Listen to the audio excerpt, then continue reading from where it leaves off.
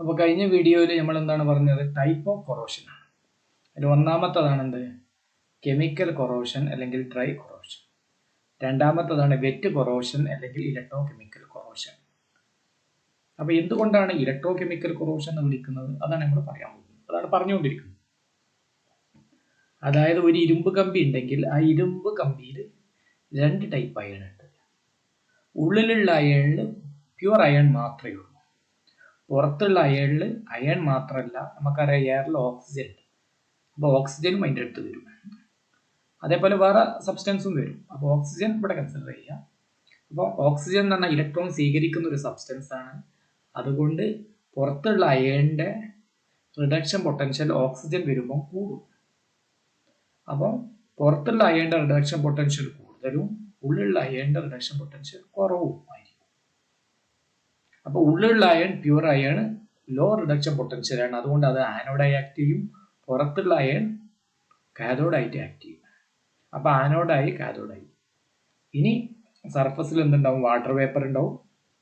Water വേപ്പറിൽ carbon dye oxide സാധാ കേസിൽ ഉണ്ടാവും. സാധാ കേസിൽ കാർബൺ ഡൈ ഓക്സൈഡ് ഉണ്ടാവും, വാട്ടർ ഉണ്ടാവും, വാട്ടർ ഡ്രോപ്പ്, വാട്ടർ മോയിസ്ചർ ഉണ്ടാവും. മോയിസ്ചറിൽ കാർബൺ ഡൈ ഓക്സൈഡ് ഡിസോൾവ് ചെയ്തത് കുറഞ്ഞ ചെറിയ എമൗണ്ടിൽ ഉണ്ടാവും. അങ്ങനെ കാർബൺ ഡൈ ഓക്സൈഡും വാട്ടറും റിയാക്ട് ചെയ്തിട്ട് കാർബോണിക് ആസിഡ് ഉണ്ടാവും. H2CO3 എന്ന് പറയും. H2CO3 അതൊരു വീക്ക് ആസിഡാണ്. അത് എവിടെയും ഉണ്ടാവും. നമ്മുടെ എയറിൽ വാട്ടർ വേപ്പർ ഉണ്ടല്ലോ, കാർബൺ ഡൈ ഓക്സൈഡ് ഉണ്ടല്ലോ.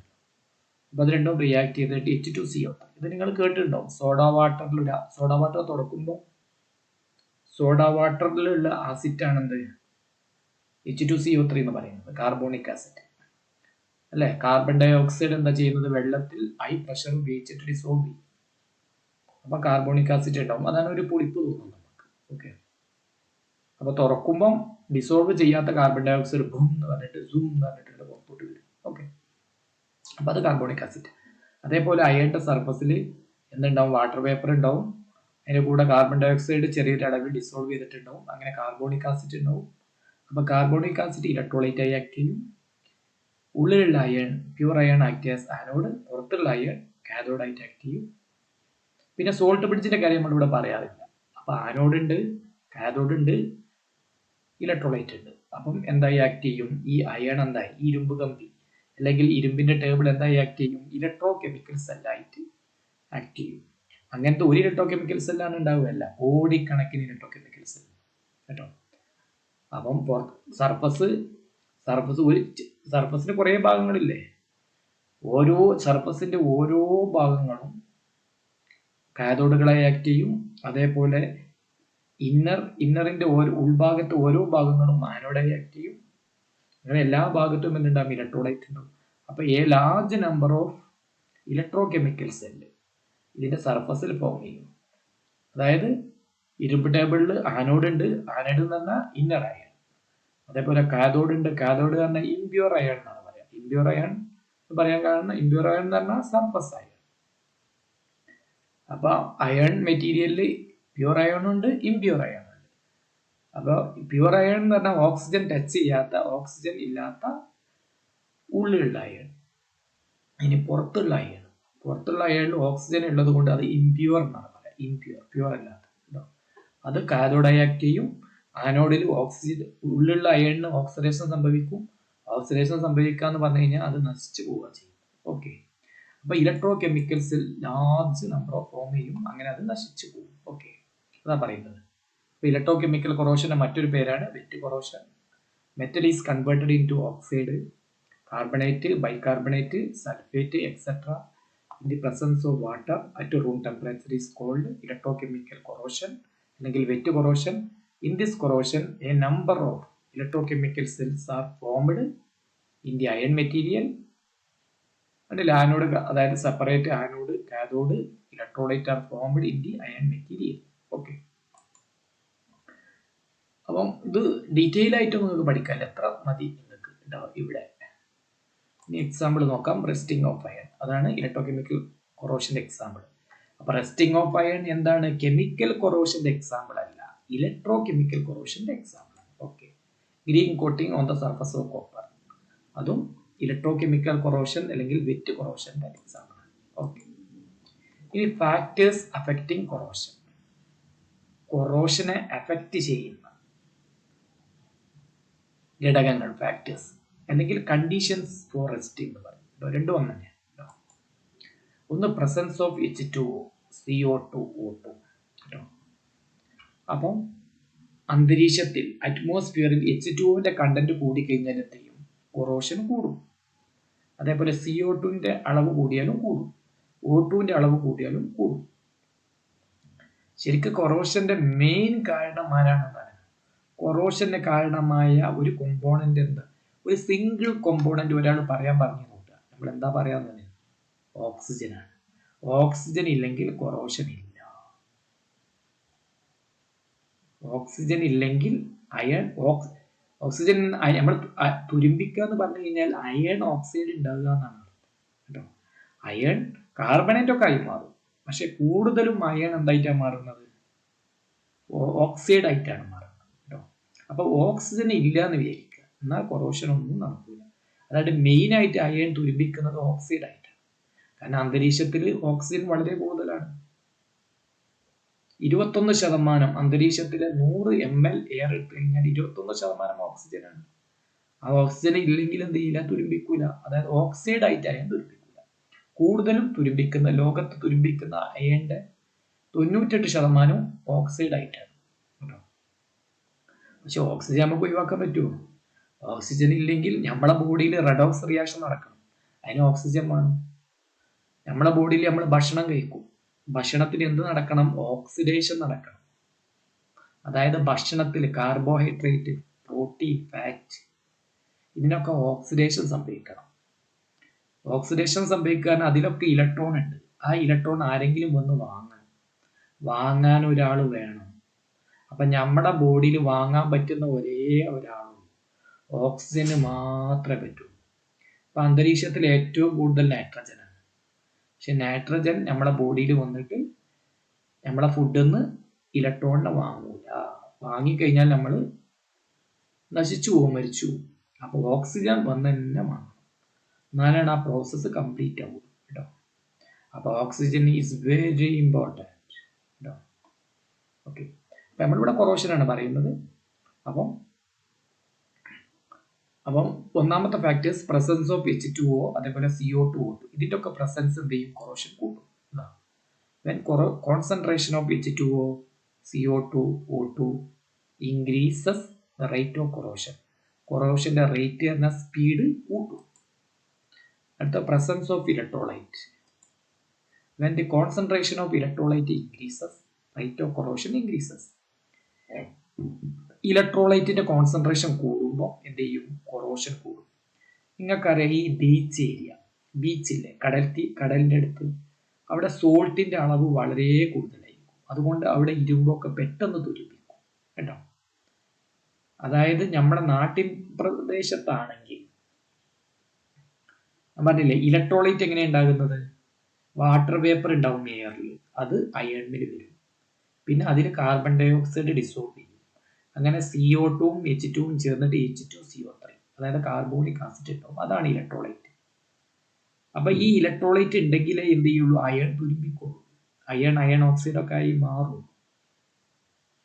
ഓക്കെ, അപ്പം കടൽ തീരത്ത് ഈ കാർബോണിക് ആസിഡിന്റെ കൂടെ സോഡിയം ക്ലോറൈഡ്, അതേപോലുള്ള സോൾട്ടുകൾ ഉണ്ട്, കൂടുതലുണ്ട്. അപ്പൊ എന്താ സംഭവിക്കുക? അയണിന്റെ ഓക്സിഡേഷൻ പെട്ടെന്ന് നടക്കും. അപ്പൊ പെട്ടെന്ന് തുരുമ്പി. ഇനി ടെമ്പറേച്ചർ കേട്ടോ.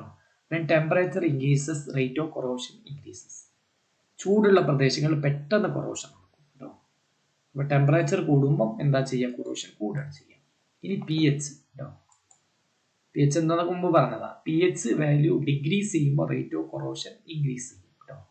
pH വാല്യൂ കുറയുമ്പോൾ അങ്ങനെയാണല്ലോ. pH വാല്യൂ കുറയാന്ന് പറഞ്ഞു കഴിഞ്ഞാൽ എന്താണ്? ലോ pH പറഞ്ഞാൽ ഹൈ അസിഡിക് എന്നാണ്. അതായത് അസിഡിറ്റി കൂടുമ്പോൾ ലോ pH എന്ന് പറഞ്ഞു കഴിഞ്ഞാൽ എന്താണ്? pHഉം H+ അയൺ കോൺസെൻട്രേഷനും തമ്മിലുള്ള റിലേഷൻ എന്താണ്? ഇൻവേഴ്സ്ലി പ്രൊപ്പോർഷണൽ ആണ് അല്ലേ? അപ്പം ആസിഡിന്റെ കോൺസെൻട്രേഷൻ കൂടുമ്പോൾ pH കുറയാണ് ചെയ്യുക കേട്ടോ. pH കുറയുമ്പോൾ കൊറോഷൻ കൂടും. ഓക്കെ, അടുത്ത പ്രസൻസ് ഓഫ് ഇമ്പ്യൂരിറ്റി. ഇമ്പ്യൂരിറ്റിയുടെ presence. When concentration of impurity increases rate of corrosion increases. അതായത് അയണിന് വേറെ എന്തെങ്കിലും ഇമ്പ്യൂരിറ്റീസ്, വേറെ എന്തെങ്കിലും മെറ്റൽസോ വേറെ എന്തെങ്കിലും ഇമ്പ്യൂരിറ്റീസ് ഉണ്ടെങ്കിൽ, ഓക്സൈഡോ നൈട്രേറ്റോ ഒക്കെ അതിലുണ്ടെങ്കിൽ പെട്ടെന്ന് തുരുമ്പിക്കും കേട്ടോ.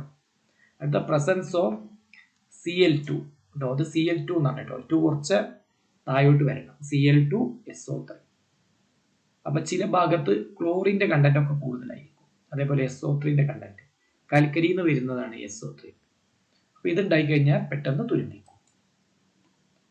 When concentration of Cl2SO3 increases, rate of corrosion increases. അപ്പൊ ഇതൊക്കെയാണ് എന്ത്, കൊറോഷന്റെ അഫക്റ്റ് ചെയ്യുന്ന കാര്യങ്ങൾ. അപ്പൊ ഇത് നിങ്ങൾ പഠിച്ചിരിക്കണം കേട്ടോ. ഒന്നെന്താണ്, presence of H2O, CO2, O2. ഈ മൂന്നിന്റെയും പ്രസൻസ് എന്ത് ചെയ്യും, കൊറോഷനെ കൂട്ടും. ഇതാണ് ഒന്നാമത്തത്. രണ്ടാമത്തത് പ്രസൻസ് ഓഫ് ഇലക്ട്രോലൈറ്റ് എന്ന് മാത്രം എഴുതിയ പോലെ, when concentration of electrolyte increases, rate of corrosion increases. ഇപ്പൊ ബീച്ചുകളിലൊക്കെ കൊറോഷൻ കൂടാൻ കാരണം എന്താണെന്നൊക്കെ ചിലപ്പോൾ ചോദിക്കും. കാരണം എന്താണ്, അവിടെ high concentration of electrolyte are present അല്ലെ. High concentration of electrolyte are present in beach area, in seal area. അപ്പം എന്ത് ചെയ്യും, കൊറോഷൻ ഇൻക്രീസ് ചെയ്യും. ടെമ്പറേച്ചർ ഇൻക്രീസ് ചെയ്യുമ്പോൾ റേറ്റ് ഓഫ് കൊറോഷൻ കൂടും. ഓക്കെ. ഇനി പി എച്ച് വാല്യൂ കുറയുമ്പോൾ റേറ്റ് ഓഫ് കൊറോഷൻ കൂടും. കാരണം എന്താണ്, ലോ പി എച്ച് എന്ന് പറഞ്ഞു കഴിഞ്ഞാൽ അസിഡിറ്റി കൂടുക എന്നാണ്. ഇപ്പൊ നിങ്ങൾ ഒരു ഇരുമ്പ് കമ്പിമക്ക് കുറച്ച് HCl ഒഴിച്ചു വെക്കുന്നത് പെട്ടെന്ന് തുരുമ്പിക്കും. അപ്പൊ എന്തുകൊണ്ടാണ് ആസിഡ് വരുമ്പോൾ തുരുമ്പിക്കുന്നതെന്ന് ചോദിച്ചു കഴിഞ്ഞാൽ നമുക്ക് ആ കൊറോഷന്റെ മെക്കാനിസം പഠിക്കാനില്ല. അപ്പൊ അത് പഠിക്കുമ്പോഴേ നമുക്ക് മനസ്സിലാവുള്ളൂ എന്താണ് അതിന്റെ കാരണം. അപ്പൊ നിങ്ങൾ അത് അറിയേണ്ട ആവശ്യമില്ല. ഓക്കെ. ഇനി ഇമ്പ്യൂരിറ്റീസ്. നമ്മുടെ പ്യുവർ അയൺ അല്ല, വേറെ എന്തെങ്കിലും ഇമ്പ്യൂരിറ്റീസ് ഒക്കെ അതിൽ ചിലപ്പം അത് അയൺ ഉണ്ടാക്കുമ്പോൾ തന്നെ എന്തെങ്കിലും ഓക്സൈഡുകളോ നൈട്രേറ്റുകളോ അതേപോലെ എന്തെങ്കിലും സാധനങ്ങൾ സൾഫൈഡുകളൊക്കെ ഉണ്ടെങ്കിൽ അതെന്ത് ചെയ്യും, പെട്ടെന്ന് തുരുമ്പിക്കും. Okay. Concentration of impurity increases, rate of corrosion increases. ഈ 5 കാര്യവും എഴുതണം. അപ്പൊ വെറുതെ പ്രസൻസ് ഓഫ് ഇമ്പ്യൂരിറ്റി, pH, അപ്പൊ ഫാക്ടേഴ്സ് ചോദിച്ചു കഴിഞ്ഞാൽ ഒന്ന് pH അങ്ങനെ എഴുതരുത്. pHന്റെ ഡീറ്റെയിൽ എഴുതണം. When pH value increases, rate of corrosion increases അങ്ങനെ എഴുതണം. ഓക്കെ. അതേപോലെ പിന്നെ ലാസ്റ്റ് എന്താ പറഞ്ഞത്, പ്രസൻസ് ഓഫ് Cl2 അല്ലെങ്കിൽ SO3. അപ്പൊ ഇതിന്റെ കോൺസെൻട്രേഷൻ കൂടി കഴിഞ്ഞാൽ കൊറോഷന്റെ സ്പീഡ്, കെമിക്കൽ റിയാക്ഷന്റെ സ്പീഡ് എന്ന് പറയാം. എന്താണ്, റേറ്റ് എന്നാണ് പറയുക. ഓക്കെ. ഇനി പ്രിവെൻഷൻ ഓഫ് കൊറോഷൻ എങ്ങനെയൊക്കെ തടയാനുള്ള മാർഗം നിങ്ങൾക്ക് തന്നെ അറിയാം. തടയാനുള്ള മാർഗം എന്താണ്, ഒന്ന് പെയിന്റ് അടിക്കുക, ഓയിലിടുക. അല്ലെ ഓയിൽ നമ്മൾ കപ്പിയിലൊക്കെ, വെള്ളം കോരുന്ന കപ്പിയിലൊക്കെ നമ്മൾ ഓയിലിടുക, തുരുമ്പിക്കാതൊക്കെ വേണ്ടിയിട്ട്. അതേപോലെ പെയിന്റ് അടിക്കും. പെയിന്റ് അടിക്കുന്നത് എന്തിനാണ്, അറ്റ്മോസ്ഫിയറായിട്ട് കോണ്ടാക്ട് ഒഴിവാക്കുക കേട്ടോ. അപ്പൊ ഫസ്റ്റ് എന്ന് പറഞ്ഞു കഴിഞ്ഞാൽ, അപ്പൊ ഫസ്റ്റ് നമ്മൾ പ്രിവെൻഷൻ ഫസ്റ്റ് തന്നെ നമ്മൾ ചെയ്യേണ്ടത് അന്തരീക്ഷവുമായി എയറുമായിട്ടുള്ള അതിന്റെ കോണ്ടാക്ട് ഒഴിവാക്കുക. അതായത് ഒരു ബാരിയർ ഉണ്ടാക്കുക കേട്ടോ. ബാരിയർ ഉണ്ടാക്കുക എന്ന് പറഞ്ഞു കഴിഞ്ഞാൽ എന്താ, ഒരു തടസ്സം ഉണ്ടാക്കുക. കാരണം എയറുമായി കോണ്ടാക്ട് ചെയ്യുന്നതാണ് തുരുമ്പിക്കാൻ കാരണം. ഓക്കെ. അപ്പൊ ഫസ്റ്റ് ബാരിയർ പ്രൊട്ടക്ഷൻ എന്നാണ് പറയുന്നത്.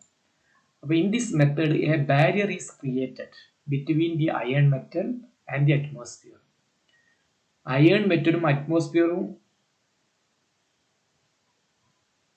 ഇടയിൽ ഒരു ബാരിയർ ക്രിയേറ്റ് ചെയ്യുക. അതൊന്നെങ്കിൽ പെയിന്റ് ആയിരിക്കും, അല്ലെങ്കിൽ വേറെ എന്തെങ്കിലും സംവിധാനങ്ങളായിരിക്കും. എന്താന്ന് പറയും കേട്ടോ. The following methods are used in barrier protection. താഴെ പറയുന്ന മെത്തേഡുകളാണ് ഉപയോഗിക്കുന്നത്. അപ്പൊ ഫസ്റ്റ് ഒന്നാമത്തത് എന്താണ്, ബാരിയർ പ്രൊട്ടക്ഷൻ. അതായത് മെറ്റലിന്റെയും അറ്റ്മോസ്ഫിയറിന്റെയും ഇടയിൽ ഒരു ബാരിയർ ഉണ്ടാവും. ബാരിയർ തന്നെ പെയിന്റ് അടിക്കാം, ഓയിൽ ആക്കാം, അല്ലെങ്കിൽ ഇലക്ട്രോപ്ലേറ്റിംഗ് നേരത്തെ പഠിച്ചില്ലേ. അപ്പൊ ഇലക്ട്രോപ്ലേറ്റിംഗ് ആയിട്ടും നമുക്ക് അയണിനെ നമുക്ക് പ്രൊട്ടക്ട് ചെയ്യാം കേട്ടോ. ബാക്കി നമുക്ക് അടുത്ത വീഡിയോയിൽ പറയാം.